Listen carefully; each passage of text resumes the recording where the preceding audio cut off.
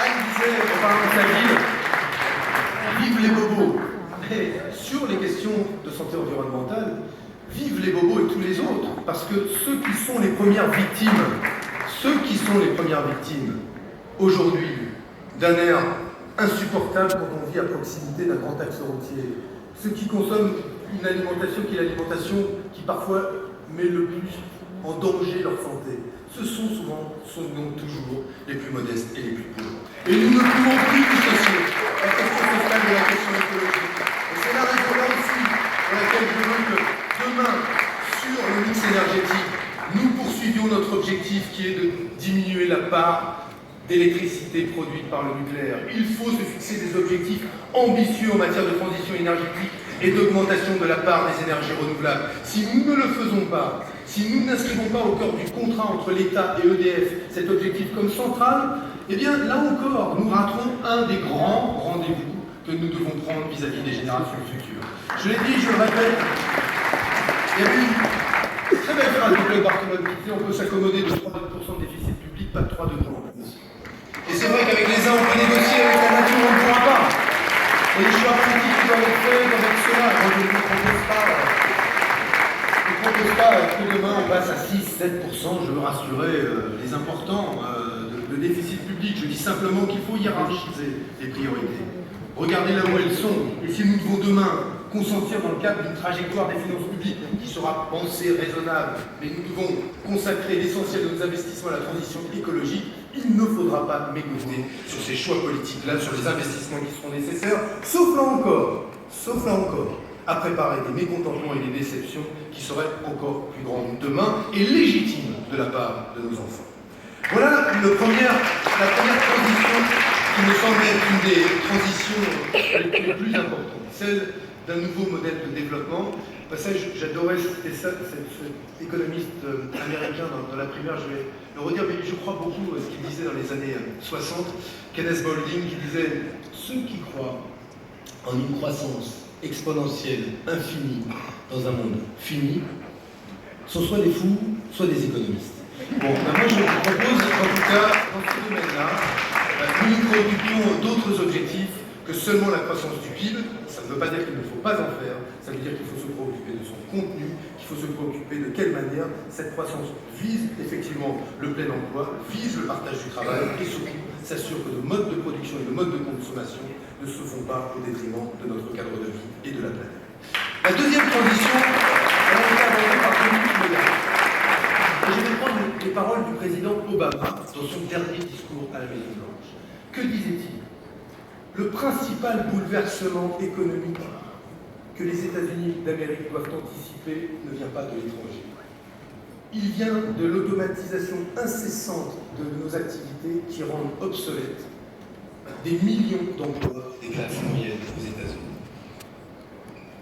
Dominique Ménard a dit, peu importe les chiffres, ils sont quand même assez alarmistes. Entre 59% des emplois directement menacés par la révolution numérique, cette réalité. Et là, je vous propose, quand on n'est pas d'accord avec elle, de lui opposer autre chose qu'une foi, une croyance. Mais une démarche scientifique, rigoureuse. Aujourd'hui, nous avons une donnée. La révolution numérique, c'est formidable et il ne faut surtout pas l'empêcher. Va nous permettre de travailler moins. Va nous permettre de produire tout ce dont l'humanité a besoin avec moins de travail humain nécessaire. C'est une opportunité incroyable. Et ne la vivons pas comme une mauvaise nouvelle. C'est une excellente nouvelle. Et laissons les start-upers chercher, trouver les chercheurs, continuer, et nos ingénieurs à être innovants dans le domaine des nouvelles technologies et de la révolution numérique, mais nous, responsables politiques, n'ayons pas une sorte de regard béat sur l'innovation technologique, faisons le travail pour lequel nous sommes attendus, comment maîtriser l'impact de cette transition numérique sur le travail et sur la vie de nos compatriotes. Moi, je ne demande pas, je le dis, aux responsables politiques de courir les salons du numérique. C'est bien, on y trouve des choses formidables. Je leur demande de soutenir l'innovation partout où elle est, de mettre en place un écosystème financier qui permet à ces jeunes projets, ces jeunes pousses de devenir demain les grandes entreprises, les Google français, Amazon, que sais-je encore, que nous n'avons pas encore, même s'il existe chez nous, grâce à un excellent niveau en mathématiques grâce à d'excellents informaticiens, des projets qui sont qui sont extrêmement prometteurs. Moi, je nous demande, nous, responsables politiques, nous, citoyens, de penser ce que sera l'impact de cette révolution numérique sur le travail et de quelle manière maîtriser cette transition. Je propose deux voies. La première, elle a beaucoup fait parler, je le sais, c'est le revenu universel d'existence. Et elle continuera à faire parler. Et je comprends pourquoi. Parce qu'une partie des questions que pose le revenu universel d'existence sont sans réponse puisque nous ne disposons d'aucune forme d'expérimentation à l'échelle d'un pays pour anticiper, par exemple, les conséquences sur les salaires du revenu universel d'existence. Conduira-t-il à l'augmentation ou à la baisse des salaires? Vraie question qui dépendra très largement des secteurs dont on parle, ceux dans lesquels il existe une forte pression à l'embauche, ceux dans lesquels il y a une forte demande de travail. Nous verrons les conséquences que cela peut avoir sur le salaire. Mais plus globalement, il me semble que nous devons réfléchir en fonction de ce qui se passe et pas de ce qui fut. Et ce qui me frappe, ce sont aujourd'hui les conditions de travail des nouvelles générations. Ils connaissent un travail que nous n'avons, et je suis dans cette salle, les plus jeunes, jamais connu. De quoi parle-t-on?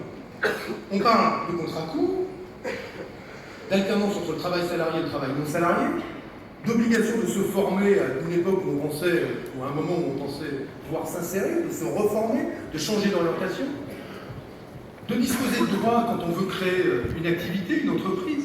Bref, ils vivent une situation qui n'a rien à voir avec les conditions d'insertion sur le marché du travail que nous avons connues. Et qu'est-ce que cela appelle de notre part? À mes yeux, cela appelle de penser les droits, les protections qui doivent équiper ces générations de façon à ce qu'elles ne soient pas moins protégées que nous l'étions nous-mêmes. Pourquoi je souhaite aujourd'hui que le premier étage du revenu universel d'existence soit mis en œuvre pour les 18-25 ans? Parce qu'ils expérimentent justement ces bouleversements du travail. Parce qu'ils ont besoin, eux, de l'autonomie pour pouvoir se projeter dans l'avenir. J'étais très frappé quand Emmanuel Macron disait, c'était une fois, qu'il fallait augmenter le temps de travail pour les jeunes et le baisser une fois qu'on était un peu plus vieux. C'est à peu près ça qu'il propose. Mais je veux juste vous dire, ça c'est typiquement la proposition de quelqu'un qui jongle avec les fuseaux horaires, les nouvelles technologies, mais qui ne connaît rien du travail tel qu'il se déploie aujourd'hui dans le pays. Il n'y a rien du tout.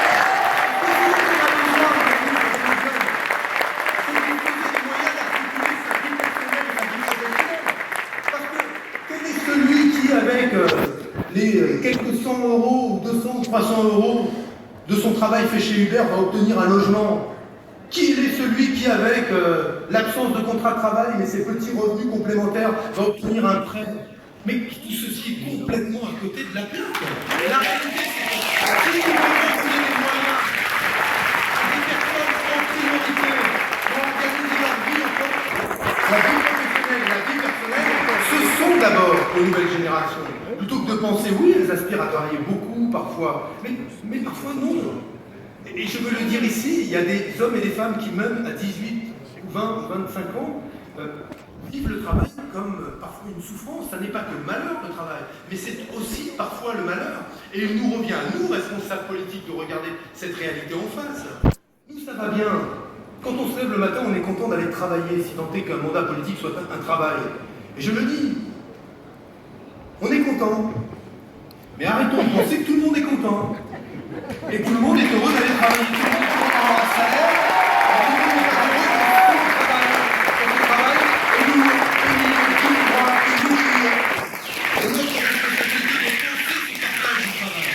De telle manière que demain, plutôt que d'accepter que le partage du travail se fasse entre des chômeurs, des travailleurs, et au milieu de ces travailleurs, beaucoup de travailleurs qui souffrent, nous puissions avoir demain un partage du travail qui offre des réponses adaptées à tous, qui ne sont pas forcément que du travail salarié, qui peuvent être des formes nouvelles de travail, mais qui équipent chacun en droit, de façon à ce que personne demain ne soit moins protégé que nous l'avons été nous-mêmes. Nous-mêmes. Parce que c'est comme cela qu'on parle.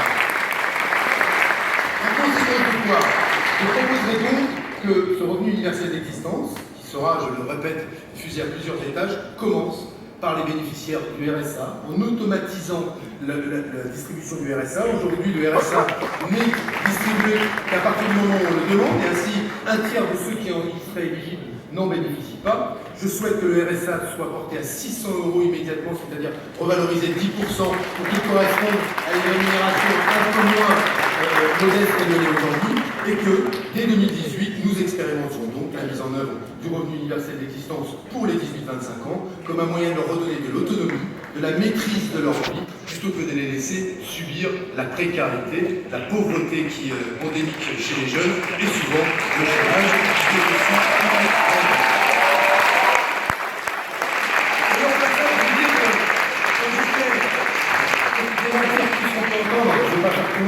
mais quand j'étais dans des incubateurs d'entreprises, quels étaient ceux qui me disaient « vive le revenu universel » ?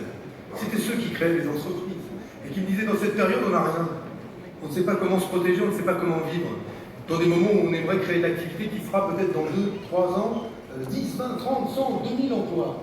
Ce sont eux, toute cette jeunesse vivante, innovante, qui aspire à disposer de droits et de protection.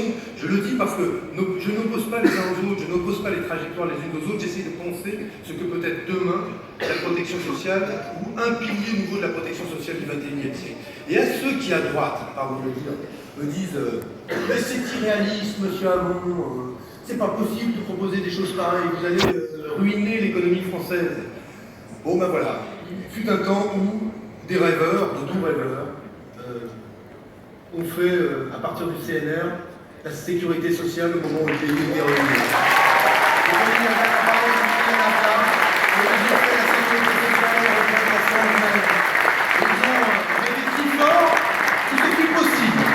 Nous allons rêver si fort que cela sera possible.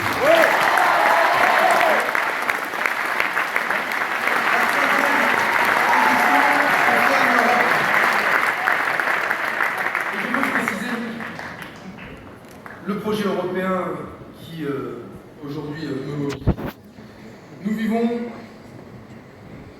un moment incontestablement dangereux. Jean-Christophe, tu l'as évoqué dans ton intervention. L'hostilité de Donald Trump à l'égard de l'Europe, qui fait écho à celle de Vladimir Poutine à l'Est. La fragilité du projet européen qui n'a plus véritablement aucun finalement agenda mobilisateur qui permette une intégration supplémentaire. Nous met dans une situation qui est une situation tout à fait inédite. Et il me semble que ce moins d'Amérique qui se profile, d'ailleurs qui confirme pour partie sur les questions de défense, ce qui était déjà une orientation de l'administration Obama qui avait fait de sa priorité stratégique l'Asie et non plus l'Europe. Cette situation désormais renforcée par les déclarations hostiles de Donald Trump quand il se félicite du Brexit, quand il dénonce l'Allemagne au cœur de l'Europe, nous amène à devoir resserrer les rangs. Je propose 4 axes. Le premier, c'est la défense européenne. Il me semble aujourd'hui que nous sommes la France est le seul pays de l'Union européenne à disposer d'un outil de défense complet. Elle dispose de forces nucléaires, de dissuasion, terrestre, aérienne et navale. Cet outil de défense complet lui donne une responsabilité, celle de se tourner vers nos partenaires et de leur proposer que sur le plan industriel, comme sur le plan militaire, nous disposions demain des coopérations qui nous permettent de faire face à ce qui sera le désengagement des États-Unis dans la protection du continent européen. C'est le premier engagement que je prends. Il est, à mes yeux, essentiel que sur ces questions de sécurité continentale, de capacité de projection de nos forces, nous ayons une stratégie européenne beaucoup plus dense qu'elle ne l'a été auparavant, parce qu'elle est cette fois-ci dictée par l'urgence d'une instabilité nouvelle, l'arrivée de Donald Trump renforcée par celle de Vladimir Poutine. Et je redis d'ailleurs que moi je ne tiens pas pour acquis le viol de la légalité internationale en Crimée, que je ne tiens pas non plus pour acquis le fait d'organiser délibérément la déstabilisation d'un pays, l'Ukraine, parce qu'on n'est pas d'accord avec sa majorité politique, quoi qu'on en pense. Je le dis à toutes celles et ceux qui sont fascinés par Poutine, à gauche comme à droite, fascinés par Poutine, par je ne sais quel surplus de testostérone, de virilité, qui sert de modèle à des hommes providentiels putatifs. Mais ce n'est pas mon modèle à moi. Mon modèle, il tient au fait de rappeler que la France a une politique extérieure indépendante. une politique extérieure indépendante. Les États-Unis sont un allié privilégié d'une politique indépendante de la Russie.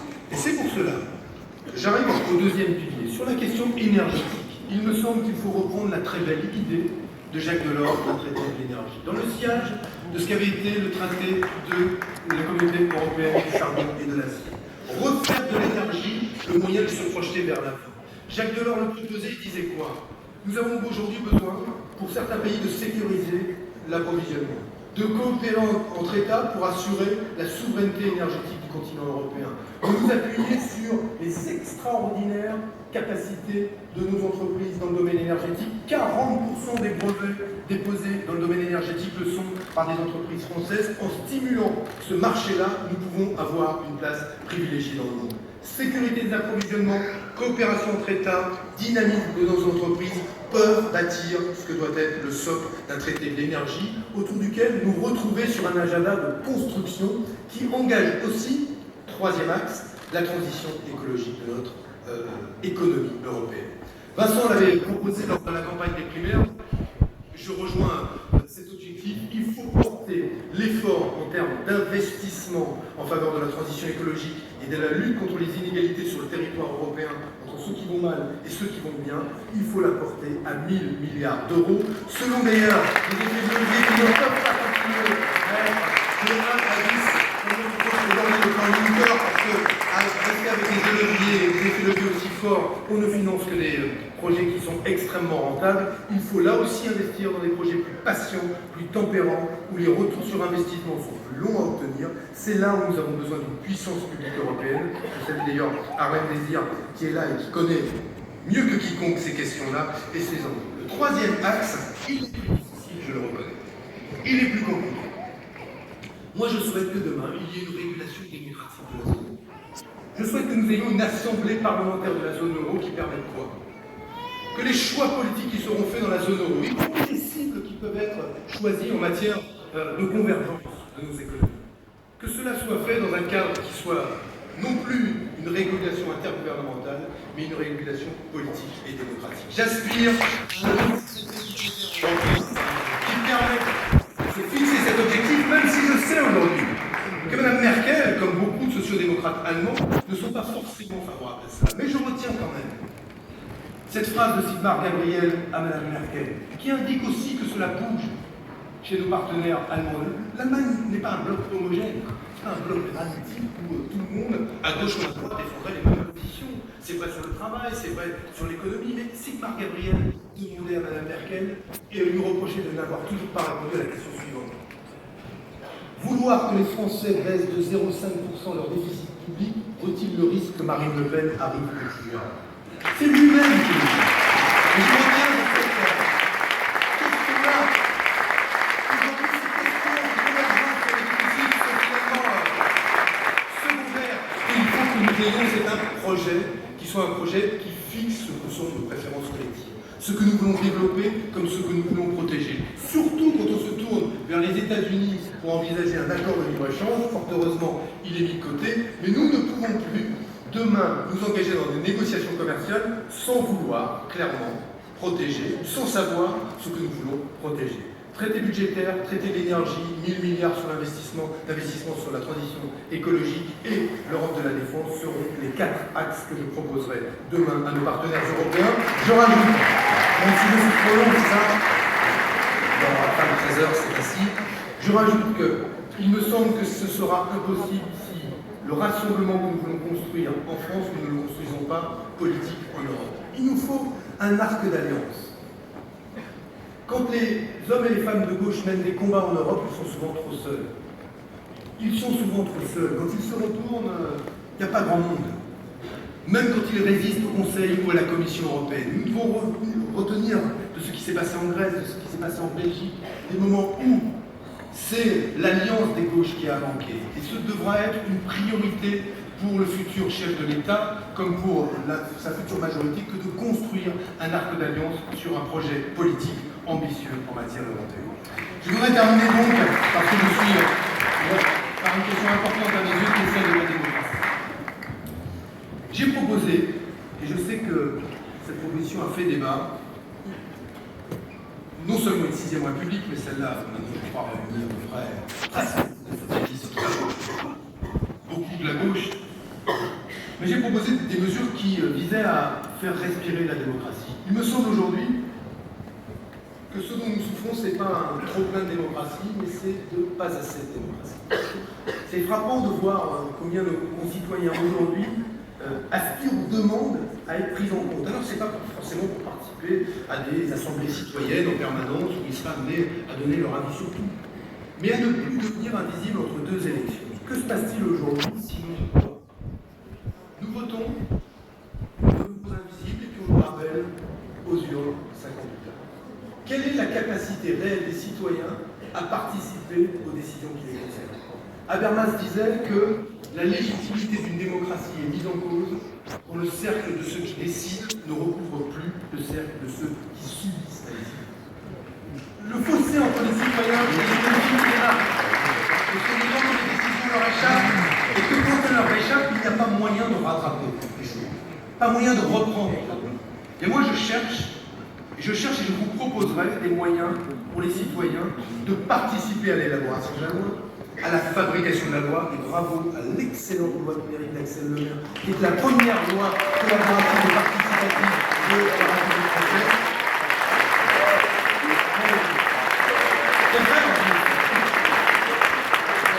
Dans le sillage de ce qui s'est fait dans les démocraties scandinaves, dans certaines démocraties anglo-saxonnes, nous devrons penser à la manière dont nous associons les citoyens à la fabrique de la loi.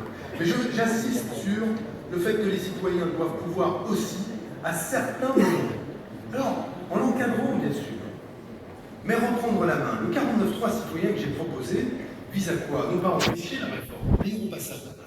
Faisons attention à imaginer que le peuple est en retard sur nous. Je peux vous assurer que sur la PMA, le peuple est en avance sur nous. Je peux vous assurer que sur la fin de vie, le droit de mourir dans la dignité, le peuple est en avance sur nous. On pense que sur la vérité du peuple, on aura vu mariage pour tous avant même qu'on le fasse. C'est la question pour tout pour la sexuelle.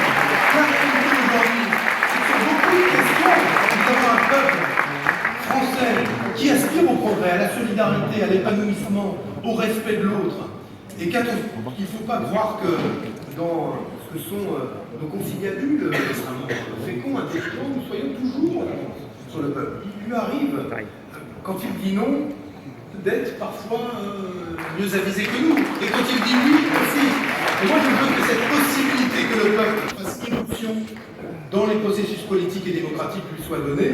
Nous mettrons en œuvre le 49.3 citoyen dans des conditions qui lui permettent de coexister avec une démocratie représentative et parlementaire. Je prends cet engagement-là. Je retiens que ce principe doit être retenu comme une manière de faire respirer la démocratie. Je crois qu'elle en a beaucoup, beaucoup besoin. Je m'assurerai aussi que les travaux auront à faire sur la 6e République. Moi, j'aspire à une 6e République, pas pour dire qu'on se débarrasse de la 5e, mais pour simplement dire que voilà, ça fait maintenant 70 ans que nous vivons avec cela. Elle était bonne, la 5e République. Après-guerre, elle a été pensée par le général de Gaulle pour lui, et assez bien adaptée à ceux qui lui ont succédé. Mais il est temps maintenant d'engager une nouvelle ère politique et démocratique qui s'appuie justement sur des respirations, des contre-pouvoirs nouveaux. Les contre-pouvoirs, ce n'est pas l'empêchement d'agir. C'est parfois le meilleur moyen de donner de la légitimité, de la transparence, du soutien à la volonté de réformer et de transformer la société. C'est ainsi que je le vois, et c'est ainsi que nous organiserons les conditions de la mise en œuvre d'une 6e République. Je ferai des propositions dans ce domaine, de façon à ce que les parlementaires disposent d'un mandat constituant dès le départ, que nous n'ayons pas à refaire cet exercice ensuite. C'est en tout cas l'engagement que je prends, la mise en œuvre dans le prochain quinquennat d'une 6e République. Voilà.